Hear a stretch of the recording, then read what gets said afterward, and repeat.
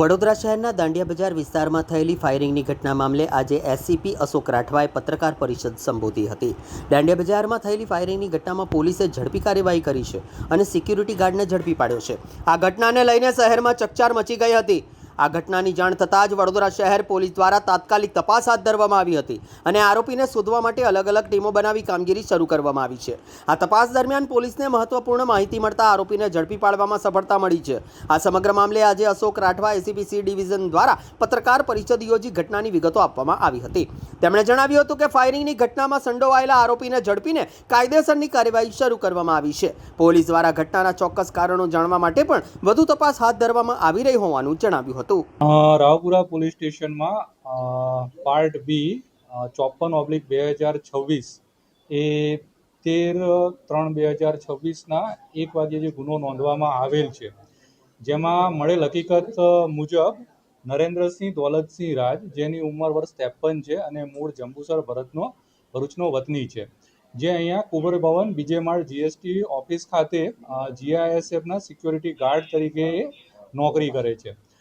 મળતી માહિતી મુજબ કે એ ગઈકાલે નાગરવાડા તરફ કંઈક ગયો હતો અને ત્યાંથી પરત આવતા જે દુર્ગા માતાનું મંદિર છે રેલવે ગ્રાઉન્ડની સામે, ત્યાં આવી અને એણે પોતાની જે US 107B એક નાળચાવાળી જે બંદૂક હતી તેમાંથી એણે એક રાઉન્ડ ફાયર કરેલું હતું અને બીજું રાઉન્ડ ફાયર કરવા જવા મિસ થયેલ હતો।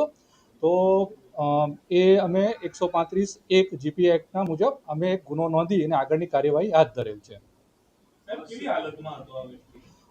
મળતી માહિતી જ્યારે એને પોલીસ સ્ટેશનમાં લાવવામાં આવેલો અને અમારે 112 જનરક્ષક ત્યાં ગયું ત્યારે આ ફૂલ પીધેલી હાલતમાં, એટલે કે નશો કરેલો હોય એવું જણાવ્યું। નશાની હાલતમાં એણે ફાયરિંગ કરેલું હતું।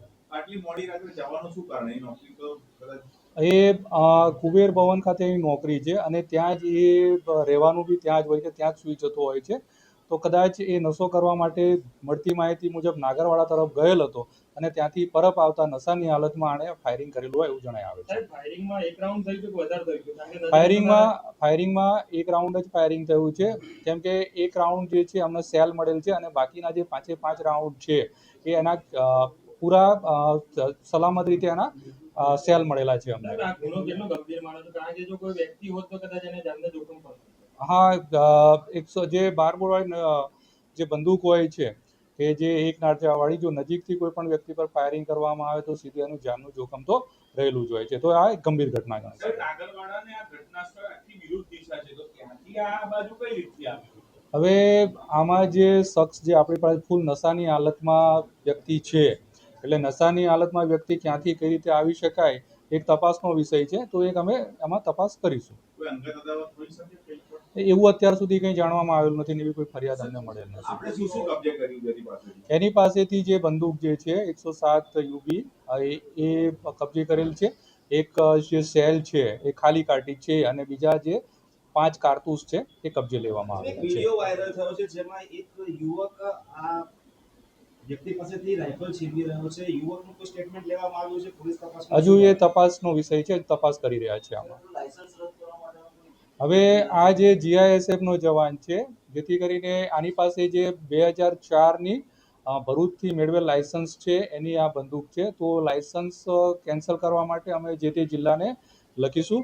બીજું જે આ જીઆઈએસએફમાં નોકરી કરતો હોય છે કરે છે, જેથી કરીને એને એના જે શિક્ષાત્મક કાર્યવાહી થાય કે શિક્ષાત્મક કાર્યવાહી માટે અમે જીઆઈએસએફના યુનિટને રિપોર્ટ કરીશું। 2004થી એની પાસે લાયસન્સ આવ્યું તો એ ક્યાં ગઈ જોબ કરતો હોય કે બીજું કોઈ કે જીઆઈએસએફનો જવાન છે, નોકરી કરી રહ્યો છે।